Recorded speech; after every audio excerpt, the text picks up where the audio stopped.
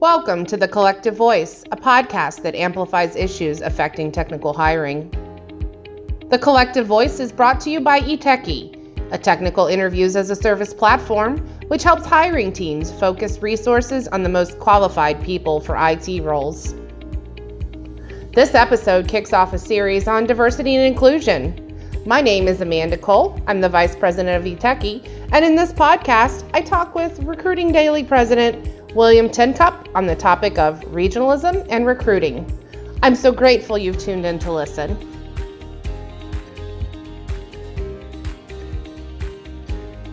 All right, hey, this is William Tincup, President of Recruiting Daily, and I have an amazing guest today, and we're going to talk about a fascinating topic that has many, many legs. And so without further ado, Amanda, if you'll do us the honor, please introduce yourself. Sure. Thanks, William. I'm Amanda Cole. I guess Ryan would introduce me recently as a powerhouse over here at eTeki. I'm a little bit more humble than that. So I'll just say I'm part of the team here at eTeki, and I'm excited to be here and have a conversation with you today. Absolutely. So the topic at its base is because we're Amanda, again, she's very humble. She's an expert in technical recruiting, what it takes not only to find the talent, but to once you find the talent, what do you do with the talent? How do you interview them? How do you take them through the paces? How do you know what they've done, and how do you validate what they've done, and how do you make great tech hires? So when we first started talking about technical recruiting, kind of going down the paths of like, what could we explore, what would be fun, one of the things we thought of was regionalism. How it is different in Austin, Texas, to Seattle, to Mumbai, to pick a place on the planet. And is it similar? Is it different? How's it done? How is it better? How's it worse? So we're going to start with the umbrella. And the umbrella that we want you to understand is, what is regionalism, in tech recruiting? Is there such a thing? And if so, how does it play out? How do we think it plays out? What are some of the important saleable points and questions and answers that we need to go through? So, Amanda, let's just start with like the basics. Regionalism and tech recruiting. What's your take on that? So regionalism, I guess you could be very literal Mm-hmm. and make it about your geography, right? But I think that when it comes to regionalism, that it also has to do with your contact sphere. That you think about those that you have a close relationship. So I think what we're talking about today, just kind of at that high level geographic, is going to apply as the conversation kind of unfolds today. So as it applies to recruiting, it's looking in your own backyard, right? Mm-hmm. And having that eligibility requirement that, this is not a position that could be remote. This is a position where likely they're going to need to come into the office, and that you want to recruit someone locally because maybe you don't have the funds to relocate the right talent. Right. It's funny. Earlier in the week, we talked about kind of cultural norms, and one of the questions that I asked the person was, what's the difference between tech recruiting in Silicon Valley and Hyderabad? And the gentleman he's like, well, it's hard in Silicon Valley, but believe it or not, it's a smaller community than you expect. Like everyone kind of knows the path where someone has been, Right. Somebody that's been there, and they can kind of track back where you came in, who you've worked for, what projects you've done, and it's you still got to go through all the vetting. But you can kind of map back to kind of some of the things they've done. Because in India, it's not like that. You have people that will tell you that they've done something, and you don't really have a great way of really kind of figuring out if they've done that. And then we kind of talked about LinkedIn and like, well, everyone lies on LinkedIn. They do. Right? Right? But there are some So things about your LinkedIn profile that will let you know if someone is lying. that's right. So it's like, if some of it might not be as sinister as we think it is. Like when we say lying, it's such loaded words. Like, oh, lying, oh my God, that's bad. Well, Embellishments. yeah, exactly. Bloated. Oh, You I don't was have to go straight to fake. right. Yeah, fraud. You automatically go right to Fraudville. No, I was thinking more of like how one thinks really, really positively about themselves, and maybe they think more positively about what they did and how they contributed than they really did. Well, that's what the reference check is for, right? One was, But before you get to that, um, in terms of predictive validity, you look at the behavioral based framework of interviewing, and using that as a as a tactic to make sure that there's enough detail behind someone's story that helps you to have certainty and confidence that the project that's on their resume, actually they were as in depth and hands-on as they claim to be. right. It's interesting. I in my mind, and this was much later after the conversation, but in my mind, I was thinking about the concept of bribery and how in certain parts of the world bribery is normal. Like, Yeah, here it quid pro isn't quo. as Yeah. right, it isn't as much. Although I will give the audience a quick tip. There is a cash discount on almost anything you do in the service industry. So if you have the cable person come over and they're like, "Oh, I can't do the thing about the thing," and you can literally say, if I were paying cash, I have some cash, but if I paid cash, you'll find in most of those instances, not all, but in most of those instances, that the cash price changes some of the dynamic Yeah. so I'm not saying bribes. However, I've noticed that when I've had like refrigerators installed and taken away, that that there's a cash price to some of those things that just kind of makes things a little Cash bit is easier. cash is queen. Yeah, cash is queen. But the idea of bribery in certain countries is not just normal; it's accepted. It's a part of doing business. And so I also thought of like, well, embellishment, not the sinister fraudville, but just embellishment might also be cultural. There might also be some cultural aspects to it. But what your point of, okay, it could be cultural or not cultural, getting down to the root of what did you do? What do you know? And confirming, without any bias, Yeah. confirming those things. So I'm gonna circle back around there. It may not be that it's cultural. Embellishment, Hmm. I think, has some ATSs have some blame to take here. Mm. The applicant tracking system is designed to funnel out all the resumes that are not applicable, that the recruiter, and give the recruiter what they should focus on. But candidates are trying to game the ATS and package as much into that resume as they possibly can make logically fit in order to get through the tech to the human. Have you considered that before? I like that. I like that. Yeah, well, to get to the human, you get to again what they've done in tangible terms, because that's you've got to like versus like. You've got to compare the apples to apples in order to make a great hiring decision. You can't be comparing unlike items. So you're right. Yeah, I can see that. It is kind of a game of the funnel set up to knock out, not necessarily to include in. Well, and we may have kind of jumped ahead here and talked about one of the challenges of kind of breaking free from regionalism.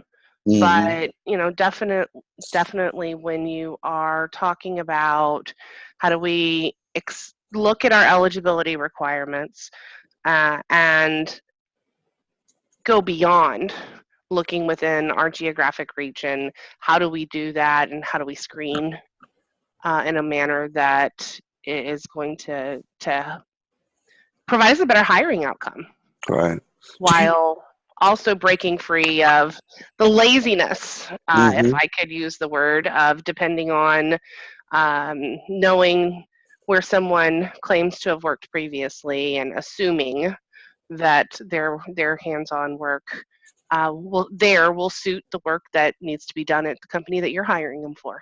Right. Well, let me ask a loaded question. Do you think regionalism is code for bias?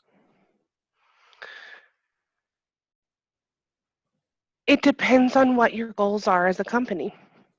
If your goals as a company are to serve a regional population and you need a mindset of employees that think like your users, we'll put on the tech hat here for a minute. If you're providing technology for a specific region, then it makes sense to have your technology team represent your region. Right. If you're designing technology and delivering services nationally, globally, then yes, if you just recruit regionally, Hmm. you're going to put bias into your technology. Right. Right. Yeah, it's interesting. I was thinking about here in Dallas. SMU has a wonderful computer science program, but outside of that, there isn't. Even though there's a lot of colleges here, it's really the best one. And Hmm. so, if you're hiring technical talent here in Dallas, you'd probably look for someone that went to SMU Hmm. or had ties to SMU in some ways. And so, again, to your point, you know, there's a bias there, but I also think you nailed it on, represent a population that's representative of who you're serving. Hmm. And if you're serving kind of let's just say in that instance, a Texas audience, or even a more hyper local North Texas Hmm. audience, then a degree from SMU makes sense on one level. The capabilities, we're still, we haven't even gotten the capabilities. We're just dealing with some of the stuff that's outside of the capabilities. Yeah, more of that surface level. Hmm. How we knock people in, knock them out. Um, I wanted to ask a question about desperation, and does this change regionally with talent and talent pools? Do we, let's take Seattle. It's a hiring kind of a mecca. It's hard to find technical talent. So Silicon Valley, Manhattan. Hmm. There's certain Hmm. places in Austin actually is Yeah, hard it to find is. technical talent.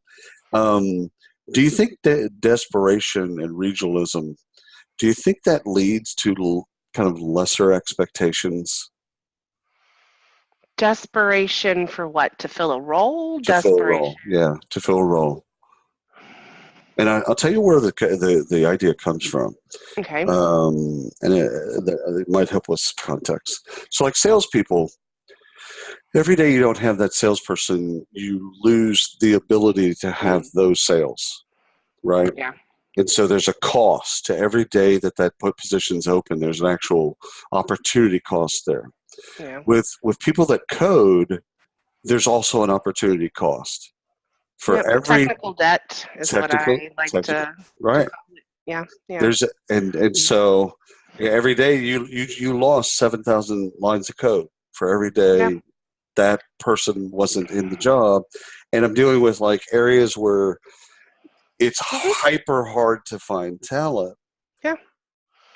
So, from my perspective, it's more about, are you going to settle for less than the criteria? You're going to settle for less in terms of skill qualifications just to fit the hiring from that region just because you don't have a budget to move someone, just because you don't know how to facilitate a remote working relationship that has trust? Or are you going to pivot? Are you going to look at the data and make a decision that I need to switch up my requirements a little bit? I need to look past my region. I need to look for someone who can start day one on the job performing at, 90 to 100% versus 50 to 60. I think that tracks for me, because especially as it relates to values. You can suffer on some things, but if you hire someone out of desperation, essentially because you're trying to fill that technical debt or minimize the technical debt, and that person is outside your values, then you're going to you're literally creating another problem by letting that person in, because it's going to surface no matter what. The alignment with values, it's like capabilities, critical. Cultural fit, however one defines that, okay. One would say critical, important, whatever. But alignment with values, if we're not aligned values-wise, all that other stuff kind of fades. It falls down. Agreed. But wouldn't you call those critical items that you just mentioned more about the suitability of a candidate versus an eligibility? Yeah. So tweak your eligible factors. Right. Stay hard and fast on suitable. Right. And sometimes, going back to bias, once you've had exposure to someone who didn't meet your original eligibility requirements, but hits it right on the head when it comes to suitability, your eyes become open and you no longer have that fear of, I have to recruit in this region. Right. And by doing so, you start opening up all kinds of different ideas, as you said, virtual work, telework, team-based things that working from anywhere, letting the outcomes become more or less the game and not how one gets to the outcomes. What's interesting about that to me is that's a management thing. It is. Right? It is. Like, do you have to see the person every day? Do you trust that person? Do you trust that your project plans will drive the outcome that they're supposed to have, so that if that hire follows the project plan to the T, uses those collaboration tools, gets on Hangouts or Skype and communicates with the team regularly? I think this whole collaborative work environment where you can get in and work on the same projects simultaneously and see one another in those tools working, that's got to come from the top, that we're willing to let systems provide transparency of who's doing what when, that then generate that trust and that level of accountability that has to be there, that everybody's going to get it together and meet the deadline and make the client happy. And again, I think some of that gets back to suitability and the values of leadership and management, that basically can let go and say, listen, here's the outcome. Here's how we're going to get to the outcome, and we have to communicate. We can do that in a lot of different ways. Let me ask you about good examples and bad examples of regionalism and tech recruiting. Can you think of any that are either of those? Good examples or bad examples of regionalism? Well, no, I put out a blog a while back on a list of various biases that we have inherently. And those inherent biases, one of them was kind of depending on where someone else has worked, versus kind of confirming yourself, doing the reference check, having the conversations about what they've done and what the outcomes were. Another one is universities, the one that you brought up with SMU. Mm-hmm. The others deal with going back to,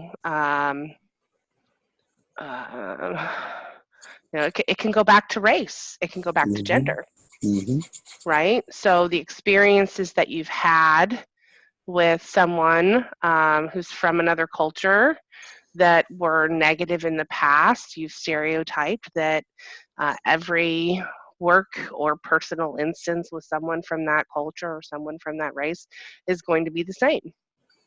Right. Do you, and again, loaded question, do you think regionalism and how it relates to tech recruiting, do you see that, or have you seen that from a perspective of the old boys club? Yeah. I mean, it's actually, to pull back the curtain and be transparent, the eTeki advisory team, we have one female and the rest white or Indian males. And we are being transparent, and we are putting together our recruiting plan for the coming year and how our advisors are going to become more diverse. Yeah, that gets to your point of we've talked about a bunch of times regional representative population versus right. We serve a global technical recruiting community. Right. And so our advising team, as well as our staff, need to be representative of that user population, and so we're going to do something about it. Right. Well, it's good. First of all, that's values again, kind of driving some of this. It's good that you know it. It's good that you're reflective. It's also good that you're transparent, because it's a part of this. You're kind of like, hey, listen, we recognize we have a problem here, and we also recognize that we can fix it. So let's start taking the steps to fix it, and again get to the goal of more representative population, who we serve. Let's say it's 50-50 male female. Well, we need to be closer to that than not. Right. If that's the case. I mean, even if you think back, William, the Me Too movement, and all of the headlines that have come from Silicon Valley. What do you think? Do you think regionalism played any part in the lack of female software engineers and leaders in those companies? I not only think that, I think that it was all bias that drove some of that it's like me bias, which is a very popular bias in hiring. That I went to Stanford. I have a computer science undergrad and a mathematics master's, and Bob did the same thing. So Bob's like me. So how can Bob be a bad guy? So that like me bias, I think got us to a place where it was homogeny. And part of what I truly believe, and this is me speaking here, is that the screening process in IT departments today primarily is driven by a technical interview panel. And technical interview panels mostly have an odd number of individuals who sit on them, so that somebody's vote, breaks the tie. Right. But these technical interview panels, how can they get away from, well, this candidate walks like me, talks like me, thinks like me. I think they'll be fun to work with. Yep. Hello. Yeah. And we wonder why D&I in tech companies and in IT departments is such a huge issue that's being discussed right now. Well, I don't think we arrived here by accident.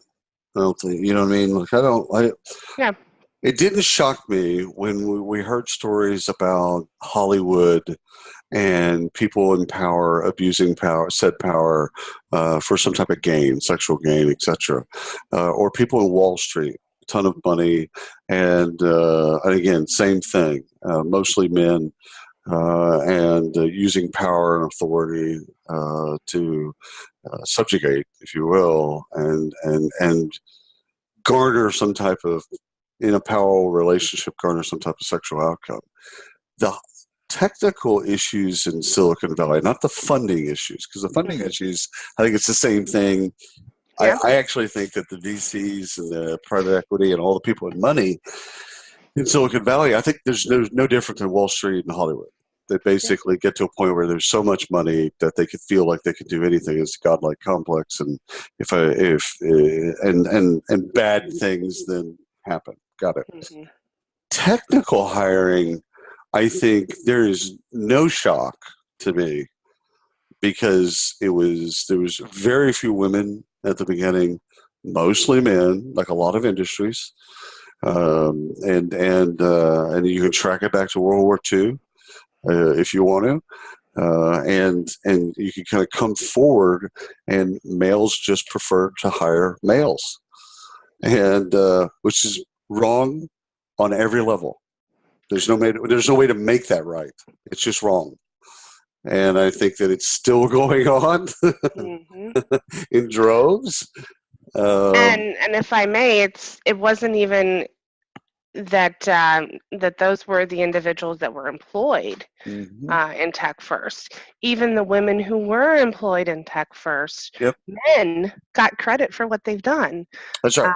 What was That's that movie? movie? About NASA. Yeah. NASA. The female team that got NASA to the moon. Yeah. And of course, that's 50 years later we can tell that story. Right. Which of course is shameful. I mean, it's all men, carry around this burden of even the good men, which there are some. There are lots of them. They carry this burden because these stories, why did it take 50 years? Why did we allow, either through passive or otherwise, why did we allow these stories to be not told in the way they should have been? And again, it's men taking a stand. The women are already taking a stand. Women will take care of themselves. Men actually have to stand up and go, you know what? Sally's the best candidate. And in that room, when it's uncomfortable, when there's 4 other men that are on the hiring panel, you got to be that guy that says, yeah, I hear you. It will be easier if we hire Ted because Ted's like us. But problem is Sally's better. We should be getting better and not be thinking about how it's going to be easier to hire Ted. And once Sally's hired, Sally be included in all of the same team building event, the unofficial team building event. That's exactly right. So that's right. There's a bias. Right? There's a bias in all that stuff that's male centric. Let's go to the baseball game together. Let's go drinking. Let's do our own fantasy football league. Yep. All those things exist, and are all. Again, it's like the. We don't talk about poor communities anymore as being black or white. Because it's taboo. We basically say or you could use code words. Underserved. It's underserved. It's an urban area. Urban, yeah. What is urban area? What does that mean? Is that a barrio? I mean, like what is a ghetto? Like what are we actually saying when we say those words? I think those things happen every day in the technical hiring world, on both the hiring, recruiters, sourcers. We've got fail there because they're looking in talent pools where they can find people that they know that will go through. So we've got to change all the way back to sourcing and go look at groups where there's high density of women in tech, or LGBTQ in tech, or slice inclusiveness in any way you like. But in tech, and go into those areas, source, bring those candidates out, so that we have a panel of candidates that looks like the panel of Americans, that we would get. Right. Let's make them look similar, and then the best candidates should win. Meritocracy should prevail. The best candidates should win. And but this is massive change in sourcing, recruiting, and hiring. Right. Screening. Screening. Yep. Screening and then hiring. Question. Great question. Yeah. You've got to change. I can't let that go. No, that's where my passion is.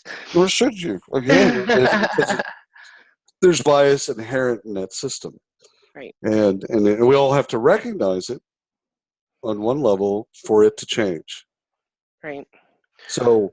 And then when we do change it, we've recognized it before we can say, all right, it's not a one size fits all solution, is it? Right. No, it is not. It's multidimensional, just like diversity. Yep.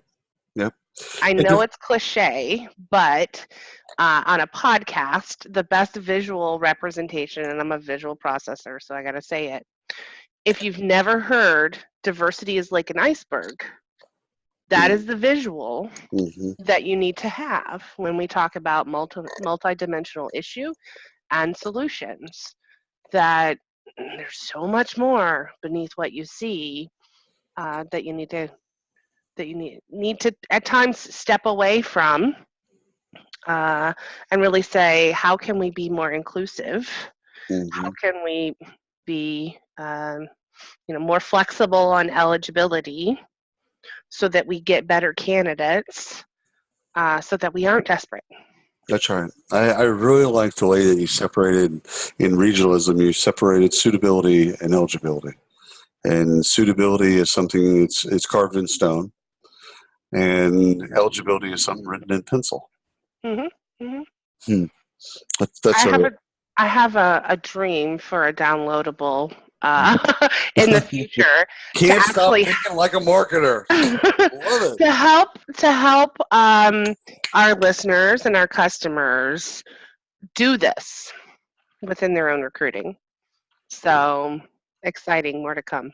All right, more to come. You're just going to leave us hanging. That's what you're doing. You're teasing. It's a cliffhanger.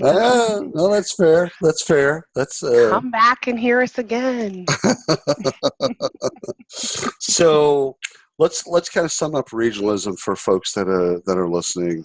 And again, the basis of tech recruiting is really the hiring that we care the most about right now, and how we can look inward, be a little bit more reflective potentially, and really look at the world in those eyes that you really set out, suitability and eligibility, and learn from that, and learn where we can be flexible and should be flexible, and where we really shouldn't be flexible. What's your parting words, advice that you would give the audience? My parting words are, keep your user, your end customer, top of mind. Don't settle if the data points to pivoting on your eligibility factors. Suggest it to the hiring manager. Talk about the pros and cons, and just try it. There's no hurt trying an experiment, right? And then finally, if you're part of a company that uses technical interview panels, examine that you are bringing as many diverse candidates into the pipeline to really help those IT team members have good choices when it comes time to make those offer decisions. I love it. Parting shots for me is regionalism can be a good thing and can be a bad thing, and you have to really look at both suitability and eligibility in the ways that you've laid out for folks. That you've got to know when it's good, when it's bad. Yeah. And there's a lot of reflection. There's a lot of looking inward and go, what is our process? How do we go about this thing? And how do we go to the outcome that we want to, what is the outcome and how do we reach that outcome in hiring, in technical hiring in particular? Well, this has been fantastic. I had fun. Yeah, time flew by. This is fantastic. Well, thank the audience for listening. Again, this is William Tincup and Amanda Cole. So you can check us out. And thank you for the time. Thank you for allowing us to invade your ear hole, if you will. So there you go, everyone. Have a great day, and thank you. Happy recruiting. Bye-bye. Thanks for listening to The Collective Voice. If you or someone you know is interested in a transcript of this podcast or other topics impacting technical recruiting, please visit resources.eteki.com today.